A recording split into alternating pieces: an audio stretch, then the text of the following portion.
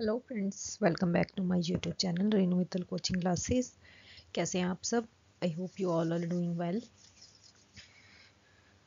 तो हम अपनी वीडियोस में बिजनेस लॉ टॉपिक डिस्कस कर रहे हैं, राइट? हमने अभी रिसेंटली स्टार्ट किया है। आज मैं उसी से रिलेटेड एक इम्पॉर्टेंट टॉपिक लेके आई हूँ, that is special contracts.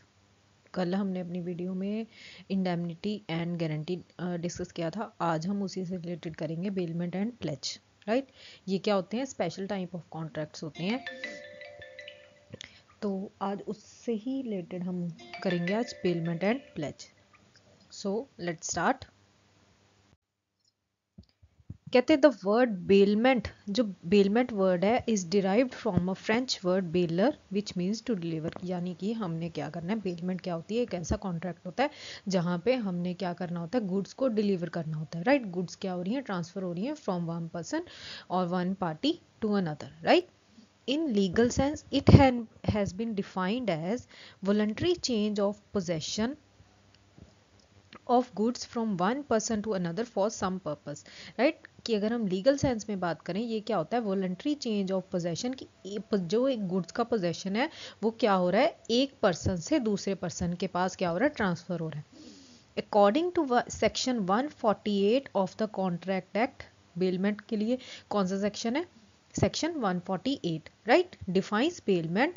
A bailment is the delivery of goods by one person to another for some purpose upon a contract that they shall, when the purpose is accomplished, be returned or otherwise disposed of according to the person delivering them, right? कि यहाँ पे क्या हो रहा है, एक bailment कहते हैं एक ऐसा कॉन्ट्रैक्ट होता है जहाँ पे डिलीवरी होती है गुड्स की by one person to another, but according to their contract, कि हम हमारा काम जब खत्म हो जाएगा हम आपकी गुड्स क्या कर देंगे, वैसे ही रिटर्न कर देंगे, राइट? फॉर एग्जाम्पल कि अगर हमने कहीं जाना होता है तो हम क्या करते हैं, कार रेंट पे लेते हैं, राइट? रेंट पे लेते हैं तो उसमें क्या होता है कि ड्राइवर हमें लेके जाता है, हमें ड्राइवर जहाँ से हमें पिक किया होता है वहीं पे हमें क्या करता है, वो ड्रॉप करता है, राइट? हमारे घर से, लाइक, तो वो हम उसको क्या पे करते हैं, रेंट पे करते हैं, तो वो क्या हो गया, bailment, right? The person who delivered the good is called the bailor, कि जिसकी गुड है, यानी जिसकी एक्चुअल में ओनर ऑफ द कार, वो क्या हो गया हमारा bailor. And the person to whom they are delivered is called the bailee, और हमने कार रेंट पे चार्ज ली है तो हम क्या हो गए, bailee. The transaction is called bailment. Transaction क्या होगी हमारी, ट्रांजेक्शन को हम बोलेंगे अपनी bailment. Clear? Now what are the essentials of bailment, कि बेलमेंट कॉन्ट्रैक्ट के क्या क्या इसेंशियल्स होते हैं? First one is there must be delivery of goods, कि गुड्स की delivery one person to another होगी, बिकॉज तभी हमारा बेलमेंट कॉन्ट्रैक्ट होगा। Delivery of goods from one person to another for some specific purpose is very essential for bailment. Mere custody without possession does not create bailment, कि हमने सिर्फ contract कर लिया, कि हमने बोला कि हमें कार चाहिए, बट एक्चुअल में हमने कार मंगवाई नहीं, कि आज हमने आज जाना है, तो वो क्या हो गया, वो जस्ट एक बेलमेंट नहीं हुई, right? Possession should be distinguished from mere custody. A person under whose custody the goods are without its possession is not a bailey, right?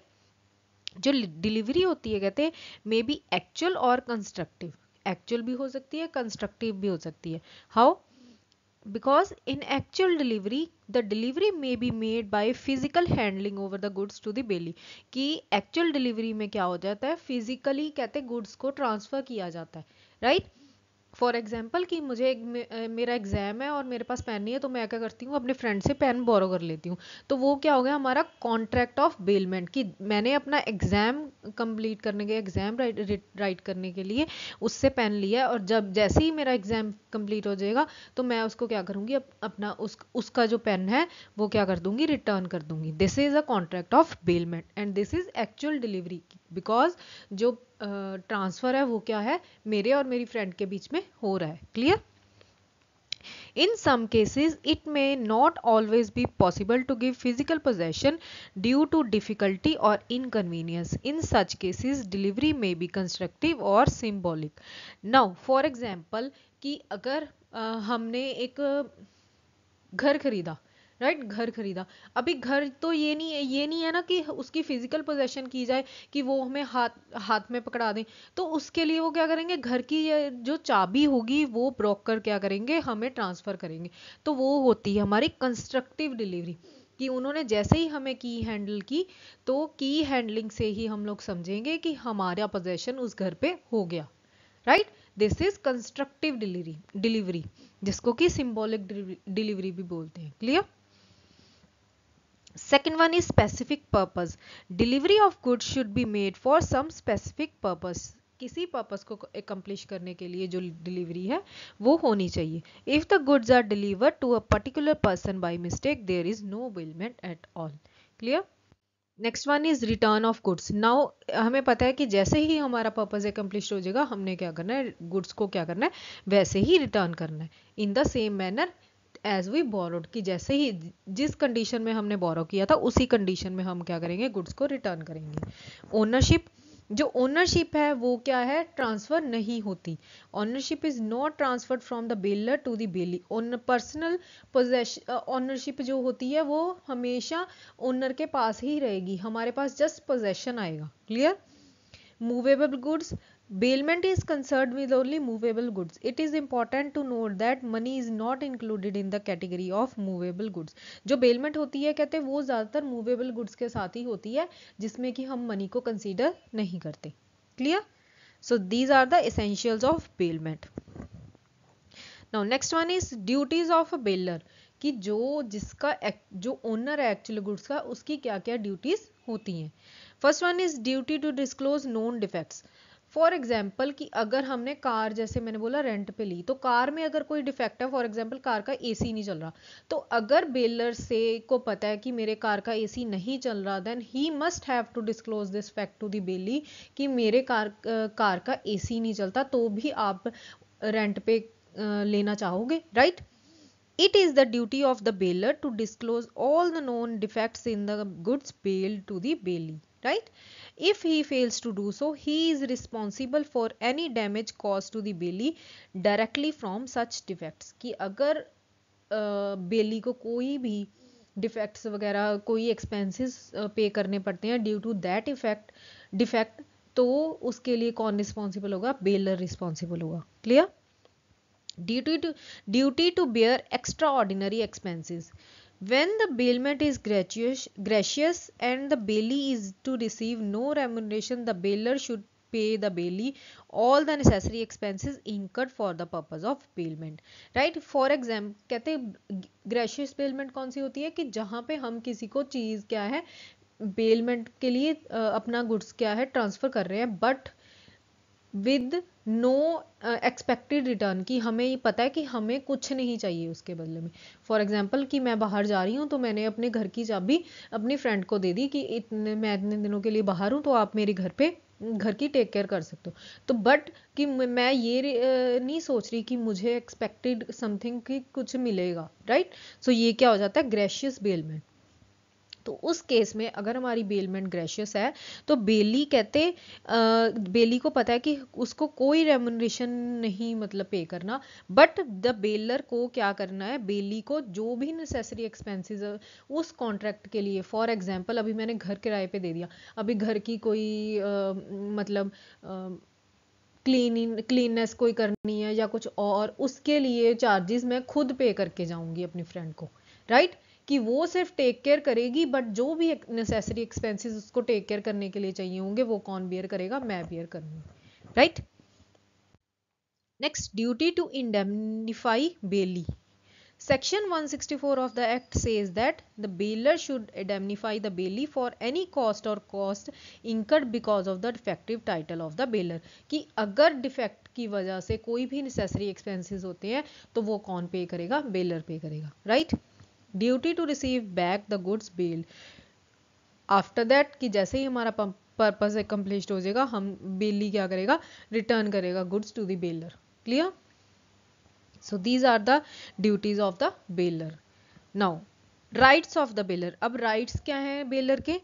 Entitled to get back the goods. First one is कि जैसे ही बेली का जितने time के लिए हमने उनको चीज़ दी है rent पे, उस टाइम के पीरियड के अंदर बाद जो बेलर है वो क्या कर सकता है, entitled to get back his goods, right? Right to terminate the contract. The bailor can terminate the contract if the bailee does, with regards to the goods bailed, any act which is inconsistent with the terms of the bailment, right? कि अगर कोई भी ऐसा काम करता है कि जो कि उनकी टर्म्स एंड कंडीशंस के अगेंस्ट है, तो क्या कर सकता है, बेलर क्या कर सकता है, टर्मिनेट कर सकता है अपने कॉन्ट्रैक्ट को। Third one is right to claim damages. The bailor has an inherent right to claim for damages for any loss that might have been caused to the goods bailed due to negligence of the bailey. अभी हमने car rent पे ले ली। अब अगर car को बेली की वजह से कोई भी मतलब कुछ भी मिस हैपनिंग हो जाती है, कोई डैमेज हो जाता है कार को, तो वो डैमेजेस कौन क्लेम करेगा, बेलर क्लेम करेगा बेली से, बिकॉज उसने अपनी कार सही दी थी बट गलती किसकी थी, बेली की। क्लियर?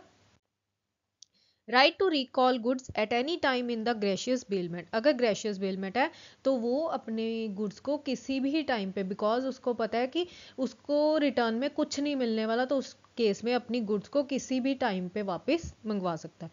फॉर एग्जाम्पल, मैंने अपना घर 6 मंथ्स के लिए दिया था, बट वो मेरी मर्जी है कि मैं 3 मंथ्स के लिए बाद 3 months after completion of 3 months मैं उससे क्या कर सकती हूँ, अपना घर आके वापस ले सकती हूँ। Right to file a suit against third person. If a third person does some wrongful act and deprives a bailee from the use of the goods bailed or does some injury to the goods bailed, the bailor has a right to file a suit against that third party. कि अगर बेली की known में बेली ने जो goods बेल्ड किए गए हैं वो अपने किसी थर्ड पर्सन, अपने नोन पर्सन को दे दी, तो बेलर का राइट है कि वो उस थर्ड पर्सन को भी सीव कर सकता है। Next, last one is enforcement of right. The bailor has a right to enforce by suit all the liabilities or duties of the bailee, right? कि उसके पास right है कि वो जो भी liabilities and duties हैं बेली की, उसके लिए उसको sue भी कर सकता है, right? क्लियर? यहां तक क्लियर है? चलें आगे। नेक्स्ट आ जाती है अब ड्यूटीज ऑफ बेली। अब बेली की क्या ड्यूटीज हैं against the goods and the bailor. First one is to take care of reasonable care of the goods bailed, कि जो भी गुड्स उसने ली हैं उसको अपने पर्पस के लिए उनकी क्या करेगा, रीजनेबल टेक केयर करेगा, right? Not to mix the goods bailed and his own goods, अपनी गुड्स से बेलर की गुड्स को मिक्स नहीं कर सकते। Sorry. Not make an unauthorised use of goods, कि जिस पर्पस के लिए हमने गुड्स ली हैं उसी पर्पस के लिए गुड्स को क्या किया जाना चाहिए, यूज किया जाना चाहिए, रेदर देन कि हम उसका कोई अनऑथराइज्ड यूज कर रहे हैं। Clear? Next one is not to set up an adverse title.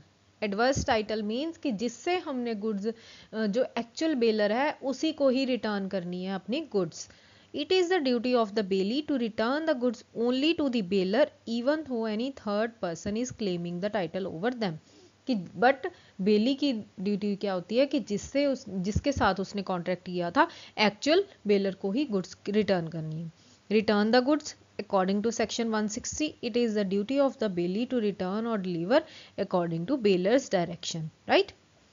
Return the additions or profit. Now return the additions और प्रॉफिट मीन्स कि अगर जो हमने गुड्स बेल की थी उन गुड्स की वजह से अगर कोई भी एक्स्ट्रा इनकम और प्रॉफिट होता है तो वो भी हमने क्या करना है, बेलर को रिटर्न करना है अकॉर्डिंग टू। फॉर एग्जाम्पल, जैसे कि मैंने क्या कहा था कि मैंने अपना घर अपनी फ्रेंड को दिया, अब उसकी जो जितने भी एक्स्ट्रा एक्सपेंसेस थे वो मैं उसको पे करके गई, बट अब अगर उसमें से कुछ पैसे बच गए तो मेरी फ्रेंड की ड्यूटी है कि वो पैसे मुझे रिटर्न करेगी। This is what this point से। According to section 163, in the absence of any contract to the contrary, the bailee is bound to deliver to the bailor or according to his directions may increase of profit which may have acquired from the goods bailed, right? Next, rights of the bailee. Now उसके क्या क्या rights हैं। Right to enforce the duties of the bailor, कि bailee का क्या वो right है कि वो अगर कोई भी डिफेक्टिव टाइटल निकलता है या समथिंग कुछ भी, तो वो क्या कर सकता है, बेलर को स्यू कर सकता है। Right to deliver goods to one of the joint owners, कि अगर सेवरल जॉइंट ओनर्स हैं गुड्स के, तो उसके पास राइट होता है कि वो उसमें से एक जॉइंट ओनर को भी गुड्स क्या कर सकता है, रिटर्न कर सकता है। राइट टू क्लेम डैमेजेस, अगर कोई भी ऐसे एक्सपेंसेस वगैरह लॉसेस वगैरह उसको सफ़र करने पड़ते हैं due to defect, any defect, तो वो क्या कर सकता है, उसका राइट बनता है कि वो बेलर से क्या करेगा, क्लेम करेगा। Right to indemnify, if any loss is caused to the bailee due to the demand made by the bailor for return of goods before the specified time, the bailee has the right to be indemnified by the bailor. Right कि baler sometimes हमने 6 months के लिए car own की थी, but baler क्या कर रहा है, 3 मंथ्स के बाद उसको रिटर्न बैक मांग रहा है, तो उस टाइम पे क्या है कि बेली जो है वो राइट इंडेमनीफाई कर सकता है बेलर के राइट्स को। राइट टू स्यू, कोई भी ऐसी मतलब रॉन्गफुल डिफेक्ट हो गया या समथिंग, कोई भी रीजन की वजह से bailee can file a suit against a person who has wrongfully deprived him of the use और possession of the goods bailed और has done them an injury. Clear.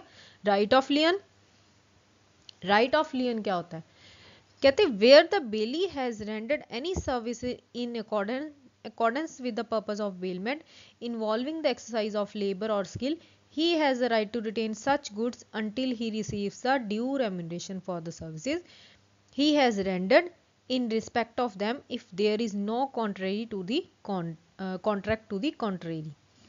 Now लियन क्या होता है, लियन होता है कि फॉर एग्जाम्पल हमने कोई भी चीज़ रेंट पे ली है, बट उसके ऊपर हमने क्या किया है, कोई अपनी एक्स्ट्रा मेहनत की है, कोई लेबर किया है, कोई समथिंग हमने हार्डवर्क किया है, तो जब तक हमें उसका ड्यू रेम्यूनरेशन नहीं मिलता जितनी की हमने हार्डवर्क किया है, तो तब तक बेली का राइट होता है कि वो गुड्स को क्या कर सकता है, अपने पास रिटेन करके रख सकता है। क्लियर। नेक्स्ट, सो ये थे rights of the Bailey. Clear. Now अभी हमारा इंपॉर्टेंट टॉपिक क्या है, लियन। लियन क्या होता है, लियन लाइन, लाइन तो नहीं, लियन ही बोला जाता है। कहते हैं lien is a right by which one person is entitled to retain the possession of some goods. Right कि जहाँ कहते हैं एक ऐसा राइट है जहाँ पे एक पर्सन क्या कर सकता है, रिटेन करके रख सकता है पोजेशन गुड्स का belonging to another until the demands of the person in possession are satisfied, कि जिसके पोजेशन में है गुड्स उस पर्सन की जब तक डिमांड्स क्या हो जाती हैं, फुलफिल नहीं हो जाती। This right is sometimes called possessory lien. For example, X gives his radio to Y, a radio mechanic. Right, X ने क्या किया था, एक रेडियो मैकेनिक Y उसको अपना रेडियो दिया था रिपेयर करने के लिए। X fails to pay the repairing charges to Y, x ने क्या किया, वाई को रिपेयरिंग चार्जेस पे नहीं किए, then Y is entitled to retain the radio until X pays the repairing charges. Then Y का ये राइट है कि वो तब तक रेडियो को रिटेन करके रख सकता है जब तक कि उसको उसके रिपेयरिंग चार्जेस नहीं मिल जाते। This is called a lien. Lien क्या होता है कि जब तक हमें हमारा ड्यू रेम्यूनरेशन नहीं मिल जाता उस टाइम पे जो बेली है वो क्या कर सकता है, एक्चुअल पोजेशन गुड्स का अपने पास रिटेन करके रख सकता है। लियन में be of two types, particular lien, general लियन।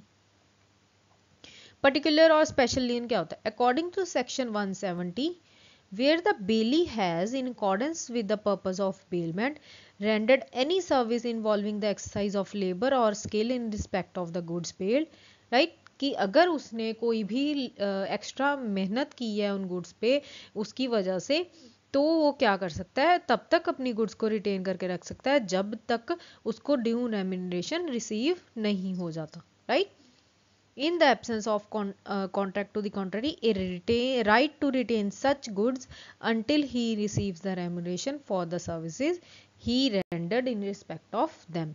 This is particular or special lien. In case of a particular lien, the following conditions must be satisfied. First one is he should have rendered some service involving the exercise of labor or skill.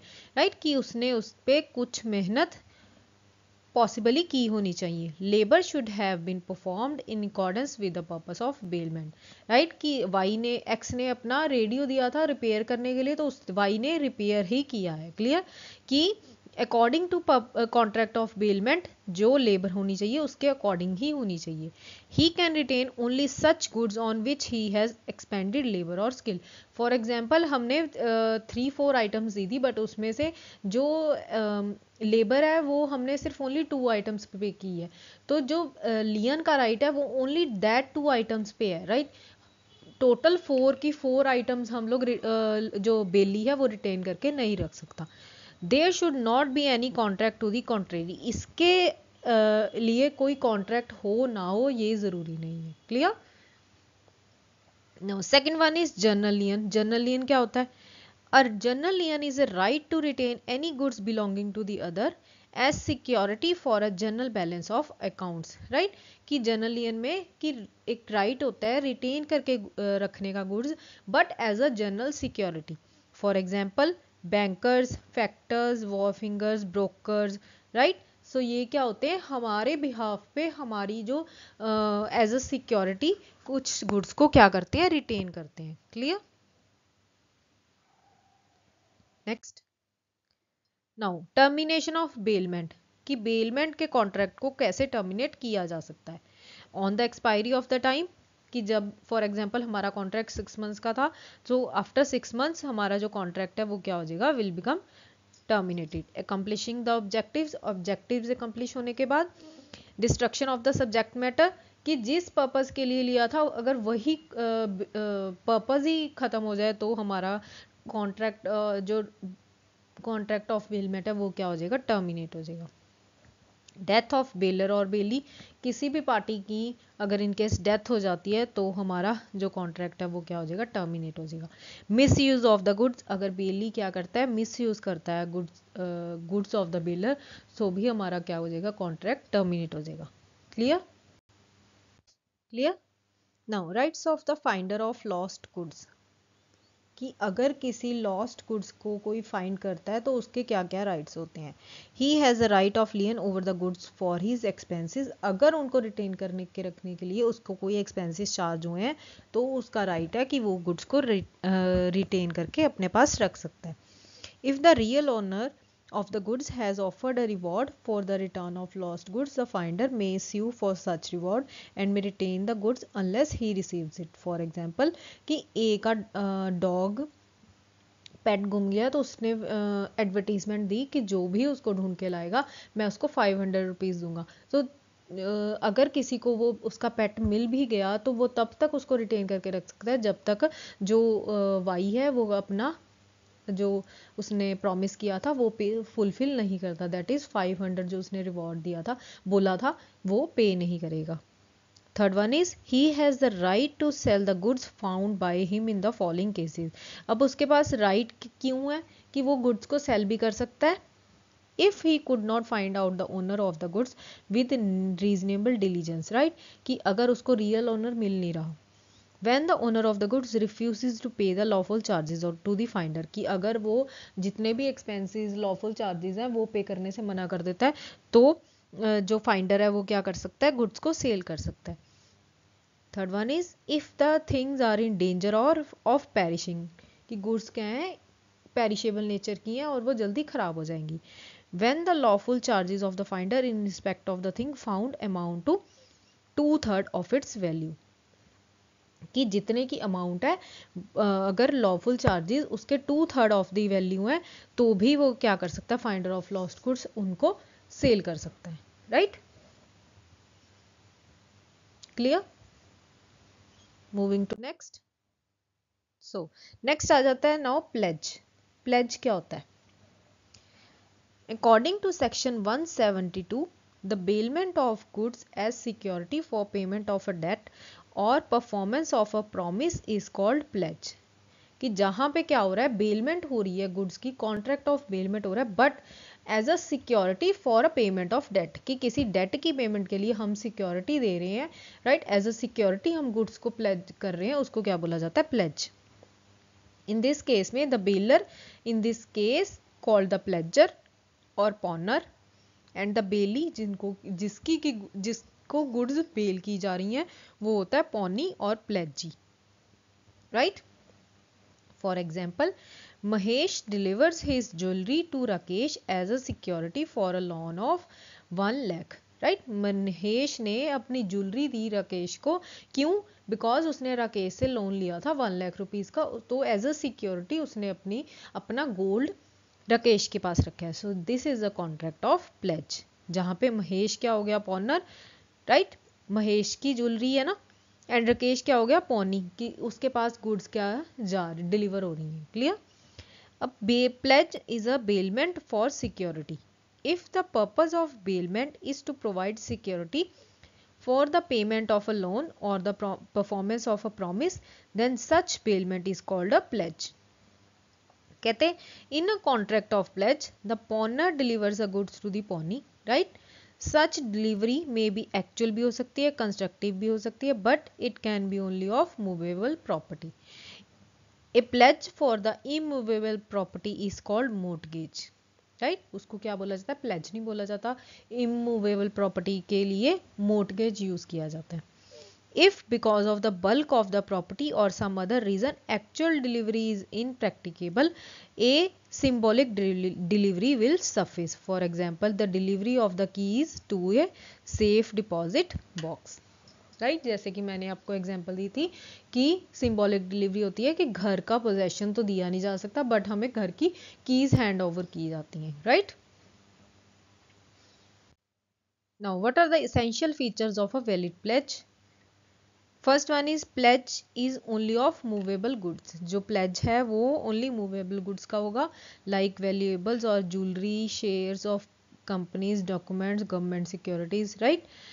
Pledge involves judicial possession of the goods. Judicial possession of the goods means actual possession क्या है? होना चाहिए। Only a person who is the lawful owner of a movable property can pledge such property. कि ये नहीं है कि जो मैं सिक्योरिटी के लिए आपको चीज़ दे रही हूँ वो क्या होनी चाहिए? किसी और पर्सन की होनी चाहिए, नहीं, उसका ओनर, लॉफुल ओनर मैं खुद होनी चाहिए, right. Mere possession of goods does not give the possessor a right to pledge such goods. Mere possession means कि for example मुझे कोई टेक केयर करने के लिए देके गया है तो मैं उसकी क्या हो जाऊंगी? mere possession होगी मेरे पास। For example, an employee who is in the possession of some goods of the employer cannot pledge the goods he possesses because he does not have the judicial possession of the goods, right? Next one is pledge involves transfer of possession. Pledge में क्या होता है? Possession transfer होता है। The goods pledged must be transferred from the pawnor to the pawnee. The transfer may be actual और constructive, but pledge can not be without a transfer. Transfer जो है actual और कंस्ट्रक्टिव हो सकती है, but pledge कहते कभी भी कॉन्ट्रैक्ट ऑफ प्लेज ट्रांसफर के बिना हो ही नहीं सकता। Pledge can only be of saleable commodity, कि जिसको फॉर एग्जांपल अभी जैसे हमने एग्जांपल देखी कि महेश ने राकेश को अपनी as a loan security gold दिया। अब अगर मान लो महेश 1 लाख की पेमेंट नहीं कर सकता तो राकेश क्या करेगा? उसके गोल्ड को सेल करके अपने अमाउंट का क्या कर लेगा? रिकवर कर लेगा। सो ऐसे ही कहते जो प्लेज होना चाहिए वो सेलेबल कमोडिटी का होना चाहिए, सो दैट कि उसको सेल करके जो प्लेजी है, जो प्लेजर है वो क्या कर सके प्लेजी क्या कर सके? अपनी अमाउंट को रिकवर कर सके। Clear? Now rights and duties of pawnor and pawnee. First one is rights of pawnor और pledger. Right to get back the goods pledge, कि उसने क्या करना है कि जो उसको गुड्स प्लेज पे दी गई हैं वो क्या कर सकता है? अपनी उसने जो गुड्स प्लेज पे दी हैं वो क्या कर सकता है? उनको रिटर्न ले सकता है। क्लियर? राइट टू इंक्रीज और प्रॉफिट, अगर उसकी वजह से कोई भी उसके में इंक्रीज होता है या प्रॉफिट होता है तो वो भी क्लेम कर सकता है। राइट टू कॉम्पेंसेशन, अगर उनको उस कमोडिटी को रखने के लिए कोई भी ज़्यादा एक्सपेंसेस या समथिंग कुछ भी उसको पॉनर को चार्ज करना पड़ा तो वो भी कौन क्लेम करेगा? कौन बियर करेगा? पॉनर बियर करेगा। Right to get profit in case of sale, अगर इन फॉर एग्जांपल अभी लोन कितने अमाउंट का था? 1 लाख का, बट गोल्ड की अमाउंट हो सकता है ज़्यादा हो। फॉर एग्जांपल गोल्ड सेल हुआ 1,50,000 का, तो जितनी अमाउंट उसकी एक्चुअल लोन की थी वो सिर्फ उतनी ही अमाउंट राकेश रखेगा, बाकी जितनी भी अमाउंट होगी वो वापस जाएगी। 50,000 किसको वापस जाएंगे? महेश को। Clear? Now duties of pawnor और pleasure.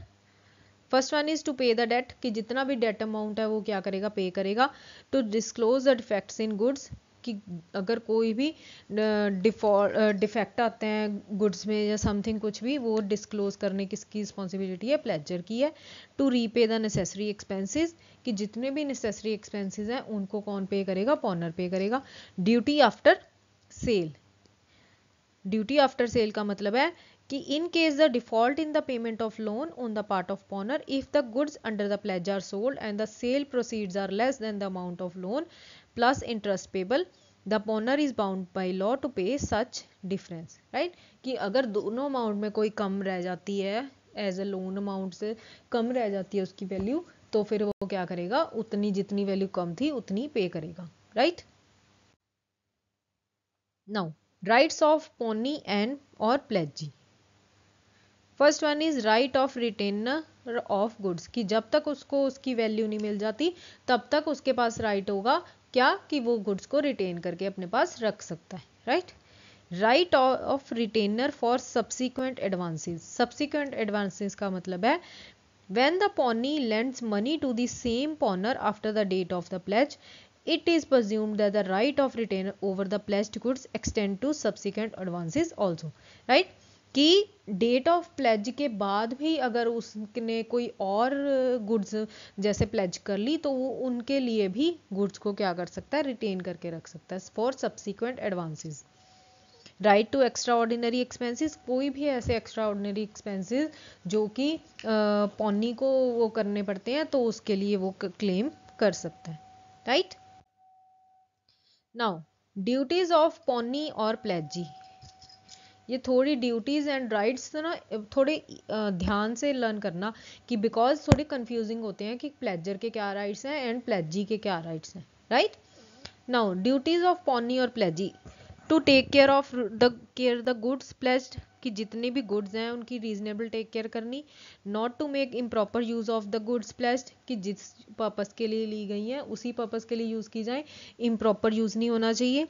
Not to mix the goods pledged with his own goods, अपनी गुड्स के साथ उनकी गुड्स को मिक्सअप नहीं करना। Fourth one is to return the goods placed after the performance of the contract, कि जैसे ही हमारा जो कॉन्ट्रैक्ट जिस पर्पस के लिए कॉन्ट्रैक्ट हुआ था वो पर्पस एकम्प्लिश हो जाएगा तो फिर पॉनी क्या करेगा? गुड्स को रिटर्न कर देगा। Right, clear? So this is it for today's video. I hope you like my video. Please subscribe my channel Renu Mittal Coaching Classes. Thank you so much for watching. Bye bye.